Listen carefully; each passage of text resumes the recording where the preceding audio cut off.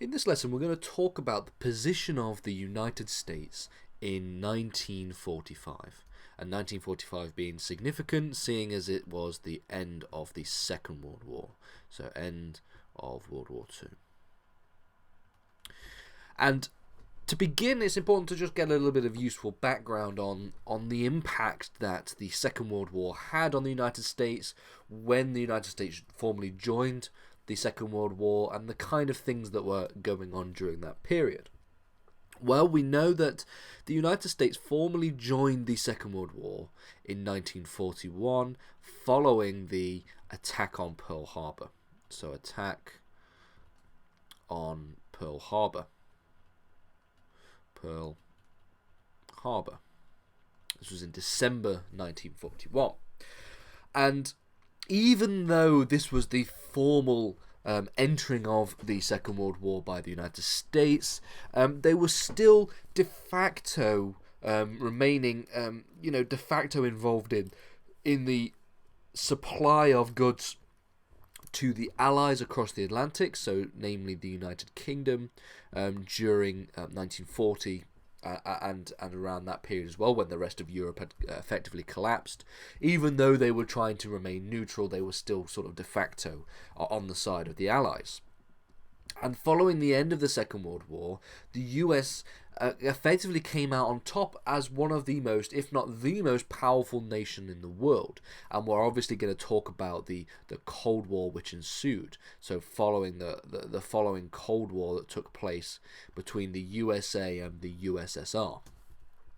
And this power, this concept of the superpower, was true in both a military sense, in terms of the size of their military, and it was also true in an economic sense. They had a strong economy.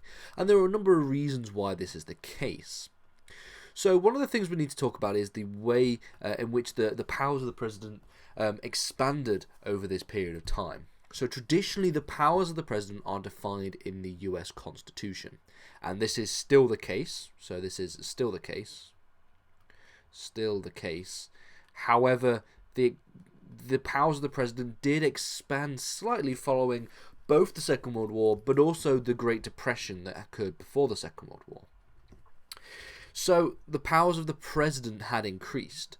So, for example, following the Great Depression and the Wall Street crash in 1929, President Roosevelt introduced a New Deal, which was an attempt to solve the economic problems that existed following the Great Depression.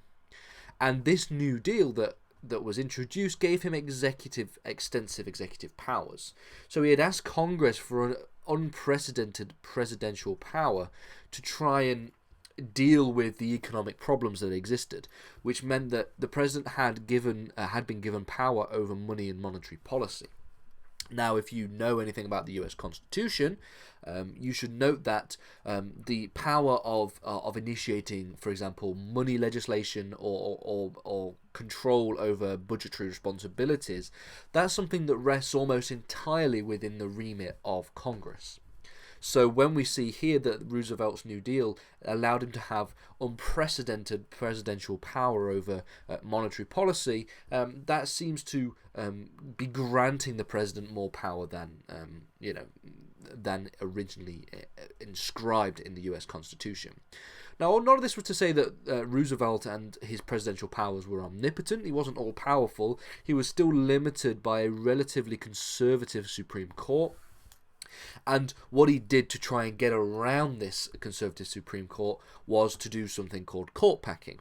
Now, this is because within the US Constitution, it is the power of the president to decide how many members, how many justices sit on the US Supreme Court. So if there's a conservative Supreme Court, Roosevelt said, well, let's just add more justices that agree with me onto the Supreme Court to make the decisions a little bit more even. Now, this was an unpopular thing to do, and it's unpopular even today when there were suggestions of President Biden doing the same thing. And this was an example where the president's power was relatively limited. However, Roosevelt also gained power through his constitutional role during the Second World War. So we know that the president acts as both the head of state and the commander-in-chief of the US military. And since he was Commander-in-Chief of the US military, it gave him extensive controls over US armed forces during World War II. And seeing as the military and military intervention was something that was arguably, the most important factor of the 1940s, then it shows that Roosevelt and his subsequent President Truman had extensive controls in that regard. Following the end of the Second World War, we have a economic position, and we also have a political settlement that existed, and we'll go talk about them individually. So during the period, we have a US two-party system, as we still do today. So we have a system where we have the Democrats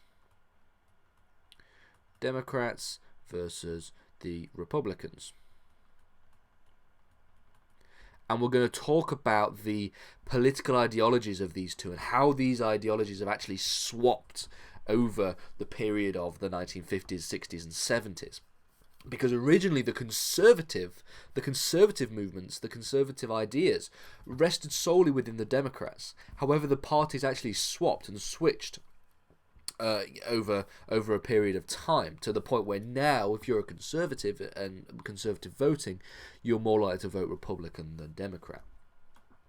So Roosevelt and Truman were both members of the Democratic Party. The Democrats won support from largely urban Catholic voters, and this included Irish Americans as well as Polish Americans, and the Democrats also had support from the Solid South. Now, southern states voted heavily in favor of Democrats since Republican President Abraham Lincoln ended slavery. So, Abraham Lincoln had ended slavery. We have the Emancipation Proclamation. He'd also been responsible for the victory in the US Civil War, or at least partly responsible for that. And so this is something that still rested within the southern states, and it still, in some areas, rests in the southern states to this day. And so they voted Democrat as a response to these tensions with the Republican Party. And that meant that a strong coalition of support existed in the southern states for the Democratic Party, something that does not exist today. When we're talking about the economy, the economics that existed, the US, as we've already mentioned, was the wealthiest nation following the end of the Second World War. There's a number of reasons why this is the case, but the US came out as a superpower, following the end of the Second World War. One of the main reasons was that they had never actually had the displeasure of having to fight the Second World War, a conflict on their own land, except for one case in December 1941 on Hawaii with the attack on Pearl Harbor. So I'll write that there as well. So we're going to go December the 7th, 1941. So this means that there was no need for any kind of post-war reconstruction, something that was definitely very necessary in Europe, seeing as the majority of Europe had some extensive damage done to it from the Second World War. The US also had an abundance of raw materials. This included things like coal, iron ore, and oil, things that were also limited in supply in Europe because of the damage that was caused by the Second World War. The war had also caused the American economy to be more productive. So the US war economy was more productive. So we have a war economy. War economy was more productive. More productive. Factories would be working longer hours to help fund the war effort, and all of these different things, and they were working more efficiently to help fund the war effort. And all this did actually lead to real economic outcomes, real economic positive outcomes. And so we have a situation where in 1949, a few years after the end of the Second World War, despite the fact that the US only represented 7% of the world's population, it represented nearly half of the global economy. Unemployment was incredibly low during the 1940s, and it had not increased anything more than 4% at any point during the 1940s. So you can just see the absolute might of the United States following the end of the Second World War. The fact that it was responsible for nearly half of the global economy, despite the fact that it only responsible for 7% of the population.